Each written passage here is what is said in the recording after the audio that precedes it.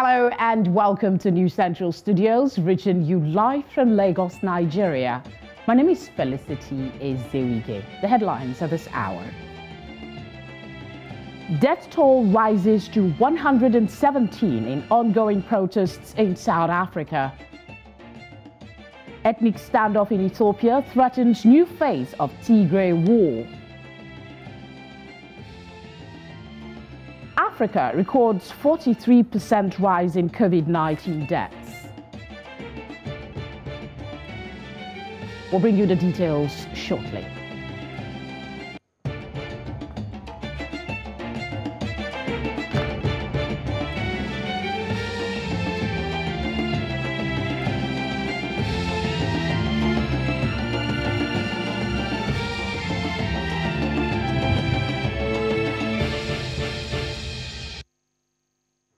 Many thanks again for joining us. Now, Continental Prime begins in South Africa, where the death toll of protesters and looters has risen to 117.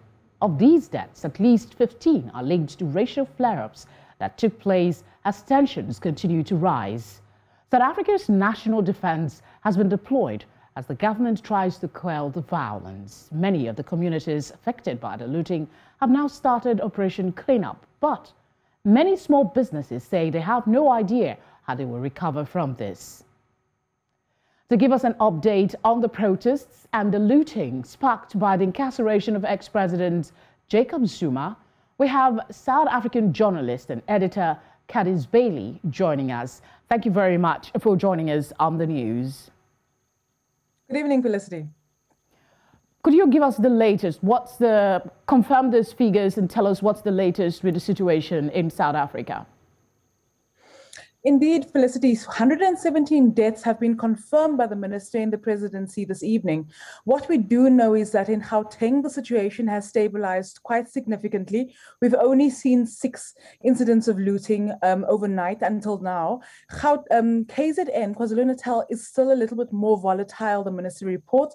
They've seen about 39 incidents of looting between last night and today, so still quite a little bit of a volatile situation in KZN. We are also seeing tensions between communities in KZN as angry residents seem to catch looters who are in the midst of their acts and in the middle of the violence, then taking the law into their own hands, and then these racial tensions causing quite a little bit of a ruckus in these communities. 15 deaths so far.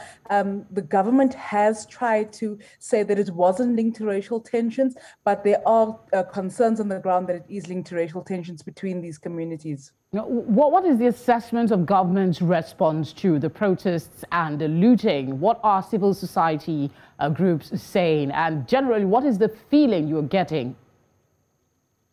Look, I think there's a lot of sadness at the moment in terms of what's happened and how our economy, questions about how our economy is going to be able to recover from what's happened, how our small businesses are going to be able to recover. I think civil society organizations are particularly concerned about the high death toll, but also concerned about the level of general disregard that the looters have had for businesses and for people who have these small businesses.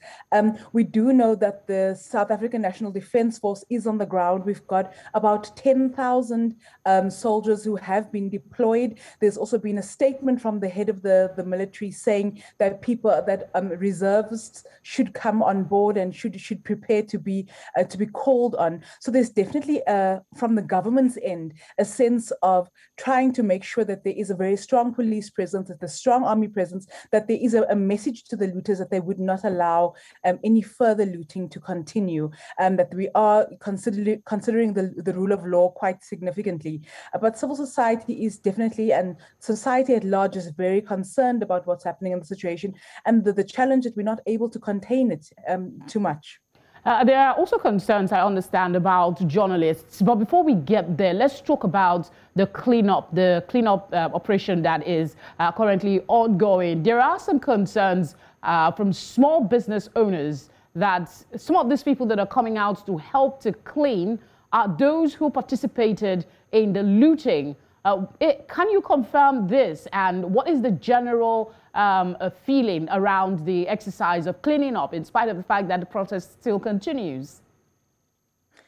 Look, I think in many of the communities that have been affected by these lootings and by these riots, Felicity, there's definitely a sense among community members that we need to start cleaning up. We need to start pulling our neighborhoods together, our communities together, and get on with the job of trying to resume a normal life as in whatever form that can be. So we're seeing ordinary citizens coming to the fore, starting a physical cleanup campaign. On the other hand, we're seeing citizens taking, protecting their businesses, protecting their malls, protecting their business districts by having nighttime vigils, by having security. They make creating security and neighborhood defenses, and they are checking people who come in and out of their neighborhoods to make sure that it's not looters who are trying to get in and are trying to damage their neighborhoods a bit more. There is a concern that there's a bit of vigilantism that could take place, and government has been very stern about saying, community members have a right to protect themselves, of course, but they cannot take the law into their own hands and hurt other citizens in trying to protect themselves. They cannot engage in issues of in incidents of vigilantism, pardon me. So there's a bit of both sides, but I think communities definitely want to see, their communities being cleaned up again, their business districts being cleaned up again. A lot of concern from businesses, small businesses particularly, that they're not able to recover from this, that they won't be able, they don't have insurance, they're not going to be able to, build themselves up again. It's taken a lot for them to get where they are, and they're just not sure how they're going to make it back. All right, Candice, in the interest of time, I do have plenty of questions for you, but just quickly, since I made reference to it already, can you tell us the concerns being raised about journalists covering the protests? Of course, earlier at the weekend, particularly, we had at least 2 sets of journalists who were attacked in the protests, and what we've seen since, in fact, they were. At one media house, they had all the equipment taken away from them. At another media house, they had their vehicle damaged and attempted theft of their vehicle. So what we are seeing is that journalists are very vulnerable, as they usually are when they are covering incidents of conflict. The journalists, obviously, media houses have been very careful and given journalists extra protection. And our National Editors Forum has spoken out and said that, journalists are covering, they are an essential service, and they should be allowed to cover these events and to give the people, breaking accounts of what's happening. But obviously a concern for journalists and for their safety going forward. No further incidents since then, though. All right, Candice, thank you very much for bringing us up to speed. And I know you're covering this, so please stay safe as well. Thanks, Felicity. All right. Let's head to the east of Africa now, where we understand tensions have heightened between the Amharas and Tigrayans in Ethiopia's northern region. This is being seen as another fresh wave of violence in this now volatile region, once a peaceful home to indigents. As Amharas have poured in, Tigrayan civilians have fled by the tens of thousands. They went either west into Sudan or east or much deeper into the northern region of Tigray. Amharas and Tigrayans have long dwelled over who owns the famously fertile lowland territory of Ethiopia's western Tigray. Both camps have said they are ready to die defending it. Still in the region, a United Nations mission in South Sudan's team of civilian, military and police peacekeepers are on a mission to investigate a recent upsurge of armed conflict in the villages surrounding Greater Tambura, which has resulted in displacement, death and destruction of properties. The visiting team recorded more than 50 houses burnt to the ground, at least 3 people who have been killed, and found the violence-affected area deserted, abandoned by local communities who either fled to neighboring villages or are hiding in the bush, fearing for their lives. Of killings, at least 3 killings having been taken place here around Nazareth, with many IDPs having run either to Tambura or to the bushes. So what we can also see, just as we are 9 kilometers now from Tambura, and the whole road is deserted. All the civilians have flee in fear and looking for ways to feed their children and to find shelter for the next day. A man has been executed by firing squad in southern Somalia's Jubaland state for raping his 3-year-old stepdaughter, who later died of injuries. The court found 28-year-old Hussein Adan Ali guilty after traditional clan elders and court officials reviewed evidence. According to the evidence, Ali had been chewing cat leaves, a mild stimulant, when he sexually assaulted the child. The broadcast did not show if lawyers were in attendance during the court session or if the accused was given a chance to appeal. The death sentence handed down was permitted under Islamic law. We move to the north, where Algeria's President Abdelaziz Tebboune has issued a pardon to 101 people jailed on charges related to widespread political protests. They will be released in time to celebrate next week's Muslim festival, ul-Adha. A popular protest movement known as the Hirak was formed in 2019, calling for radical political change in the North African nation. It brought to an end the long-time rule of former President Abdelaziz Bouteflika 2 years ago, but has continued staging marches in major cities across the country demanding more reforms. Dozens of Hirak members have been prosecuted and jailed, according to human rights groups. Amnesty International says that migrants held in Libyan detention camps are subject to horrific sexual violence at the hands of guards, including being forced to barter sex for clean water, food, and access to sanitation. The information was made known by 53 refugees and migrants aged between 14 and 50 from countries such as Nigeria, Somalia, and Syria, mostly who were still in Libya but had been able to flee camps or had access to telephones. The report, which focused on migrants intercepted in the Mediterranean and who disembarked in Libya in 2020 and 2021, suggests worsening conditions in the camps despite being recently placed under the control of the Libyan Interior Ministry. Pope Francis and United Nations Secretary General Antonio Guterres have called for their closure. Let's talk about the judiciary in Nigeria. Now, the Human Rights Commission in Africa has urged lawmakers, particularly in Nigeria, to create laws that will decriminalize petty offenses in the country. This submission was made at a workshop organized by the National Human Rights Commission in collaboration with the National Human Rights Institutions to address the challenges of petty offenders within the criminal justice system. News Centre's Omolola Ololade was at the event and compiled this report. The decriminalization of petty offences in Africa, particularly in Nigeria, has been up for deliberation by stakeholders for a while now, and this has necessitated the development of an action plan to completely eradicate such in the country. On this note, the National Human Rights Commission, with support from the Network of African National Human Rights Institutions, organized a workshop to address the challenges of petty offenders within the criminal justice system, the use of alternative measures of incarceration, as well as addressing the economic, social and cultural implications of petty offences in the country. But for Nigeria, we have to get there. And of course, we recognize that a lot of our justice systems inherited archaic laws, but we've begun a journey to try and reform all these.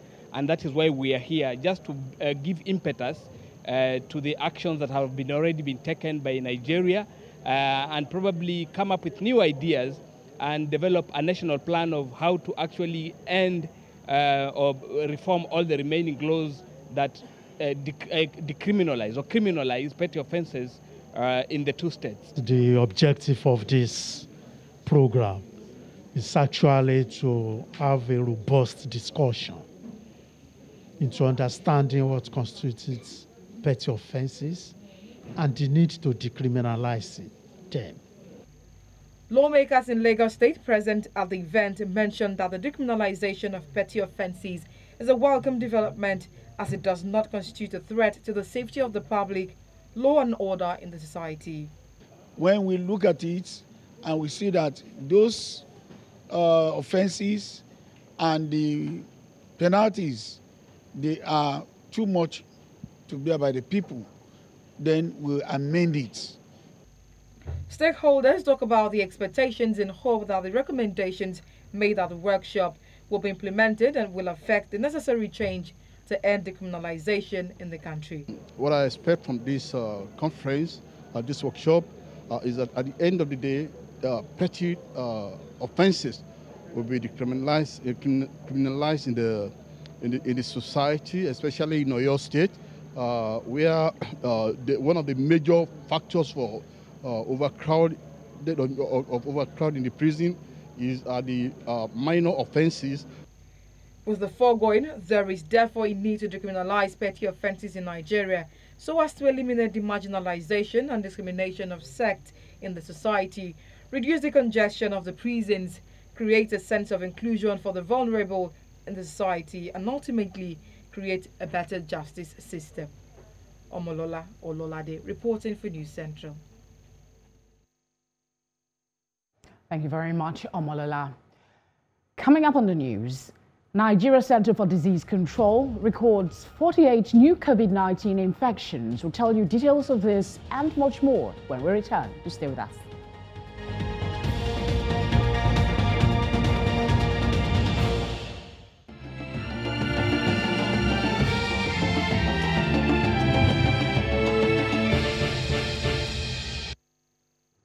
You're watching NC Continental Prime. Now let's talk about e-waste and childcare. For an expectant mother, exposure to toxic e-waste can affect the health and development of her unborn child for the rest of its life. Children exposed to electronic waste are particularly vulnerable to the toxic chemicals, as this affects the rapid rate of growth and development. What exactly are the adverse effects of e-waste? News Central's Chidinma Wosu tells us more in this report. In recent times, Nigerians are being exposed to electronic waste through constantly setting a blaze of unused substances, toxic fumes, as well as contaminating underground drinking water. These indiscriminate disposal and informal recycling have posed a serious public health risk to the environment. Nigeria being a third world country, majority of these people cannot afford brand new electronic devices. So second-hand electronic devices are usually imported into Nigeria from overseas, right? And, all in the name of bridging the gap, in electronical development, in the name of reusing of these materials within the country. But whereas over 40% of these materials of these second-hand electronic devices that are sent here to Nigeria are not reusable. A new World Health Organization report warns that pregnant women's exposure to electronic waste raises the risk of stillbirth and premature birth. Many of the chemicals in electronic waste have been shown to have the potential to cause DNA damage in both mothers and fetuses. It's of public health importance because these categories of women who are in developing country and those who are located in areas where these waste are being recycled are the people who are most infected, or will I say the people who are most affected by it. But not to leave the fact that electronic waste affects everybody generally, but coming down to the aspect where it begins to affect the pregnant women and the fetus becomes more of public health importance. And there are various modalities that have been put in place to see that these factors are being reduced so that the incidence of people coming down with spontaneous abortion, low birth weight, stillbirth is reduced in the society at large. This should be a serious concern in Nigeria, with a population of about 200 million people. The World Health Organization estimates that Nigeria generated 64.2 billion naira worth of electronic waste in 2019 and ranks second in Africa after Egypt. There is an urgent need for governments at all levels to take the disposal and treatment of electronic waste seriously to safeguard the environment and public health. Chidinma Wosu reporting for News Central.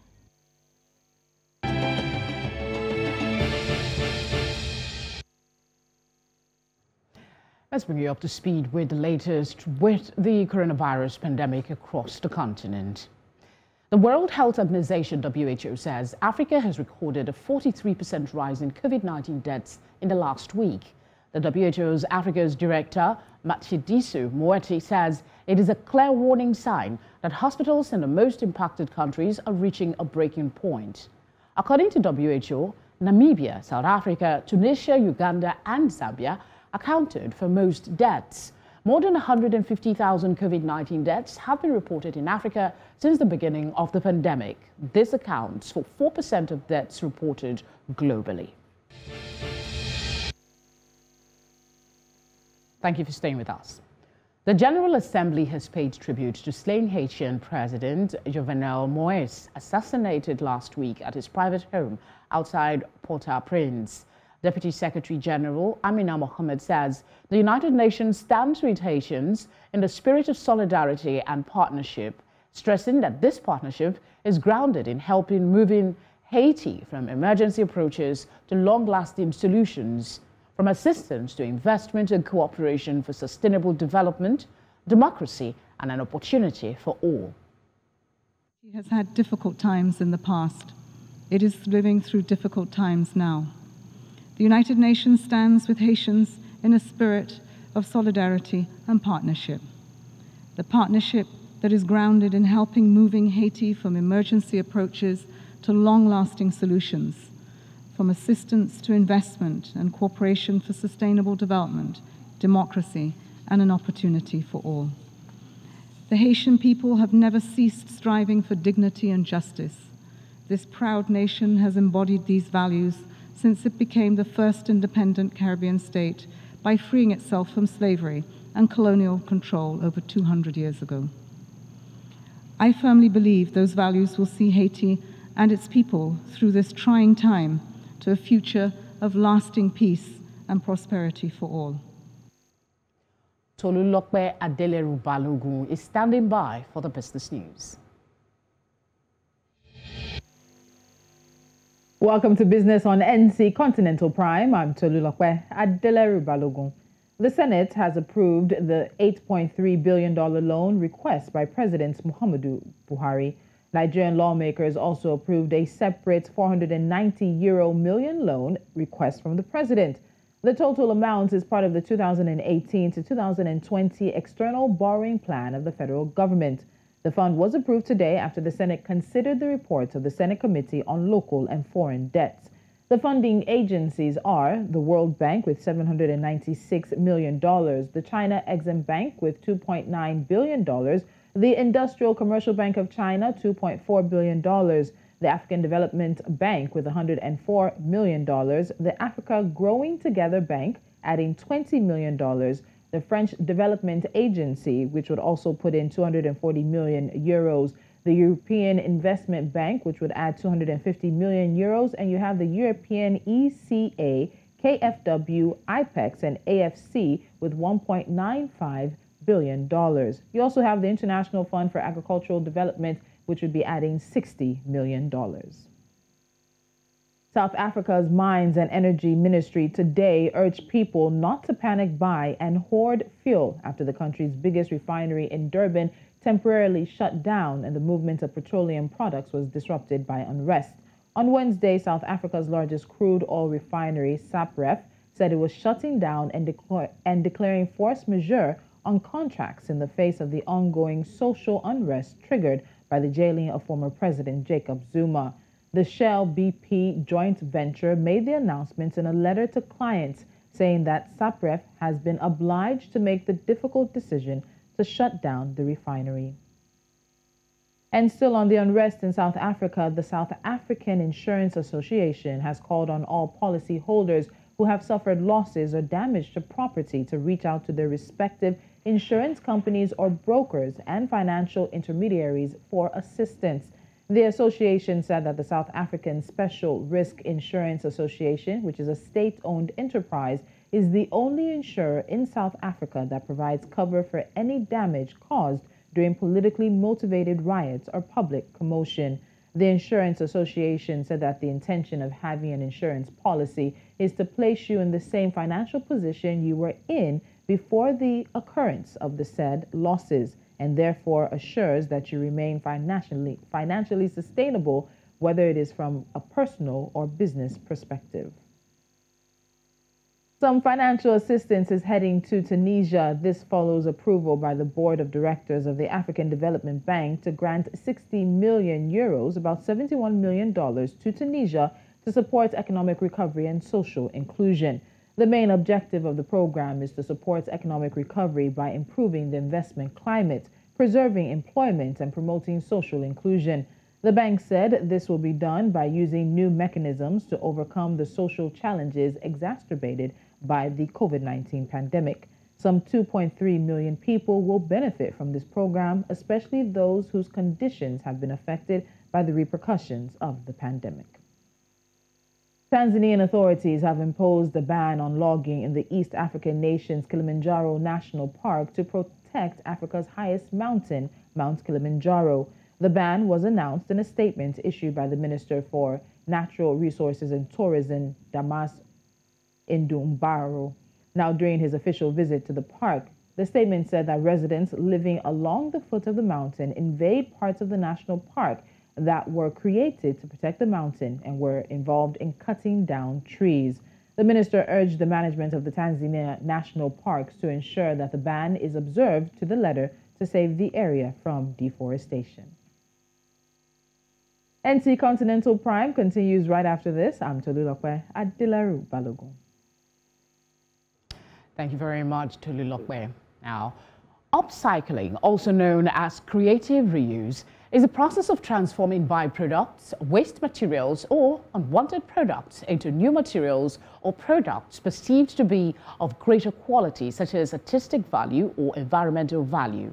In Ghana, two brothers have understood this concept, and through upcycling, they're trying to solve Ghana's plastic pollution problem. This is our focus on Jariango tonight.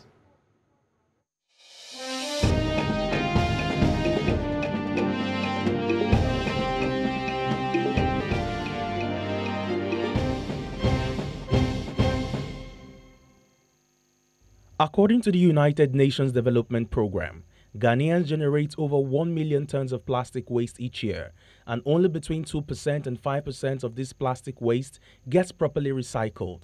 Many places within the country lack the infrastructure to safely dispose of plastic waste. The UNDP has emphasized the urgent need for waste management and plastic pollution in Ghana to be addressed. Welcome to... Taking up this challenge are two Ghanaian brothers, Boy and Bill Bamford, who are upcycling plastics into sustainable fashion, going into Ghana's many markets, picking up plastic waste and converting them into these. When asked, one of the brothers told me that it started off as an expression of art, but as time went by, they realized that it was also an act of caring for the environment. When it started, it was more like art and trying to make a fashion statement, that I wanted to create something that people can relate to, something that was around us. So that was the motivation first. I did my research, and like someone drew my attention to it. The clothes you're doing is more like you're upcycling. I was like, what's the meaning of upcycling? So I had to do my research and saw that, oh, what we were doing. And back then, we were not packing much like rubbers or plastics from the market. It was just a few ones that we had that we picked around that we were trying to experiment with. So when I studied and got to know what upcycling and sustainable fashion is and what we were doing, I decided to go extra to now enter the markets, because every week I go to the market like 3 times to buy stuff, and I see so many rubbers and like plastic bags all around, like a lot of them, like heaps of them. So I was like, okay, then I have to actually broaden the idea. If this goes a long way to save the environment and prevent the plastics from being littered around and being discarded, and we can do this with it, then I'm going to broaden the idea and pick up lots of the plastic bags, and do something with it. In Ghana, about 300 tons of plastic waste is generated daily, many of which end up in the ocean. Here, Elisha is seen gathering the plastics from the markets and tells us what keeps him motivated. I feel like a lot have been done with fashion already, with materials and stuff, and we want to cause some kind of stir with our clothes and also save the environment as well. Sustainable fashion, also known as eco-fashion and refashion, is a movement and process of fostering change to fashion products and the fashion system towards greater ecological integrity and social justice. Sustainable fashion concerns more than just addressing fashion textiles or products. It addresses the whole system of how clothing is produced, who produces it, and how long the lifespan of the product is before reaching landfill. Bill Bamford, the second of the Bamford brothers, showed us how the designs are created.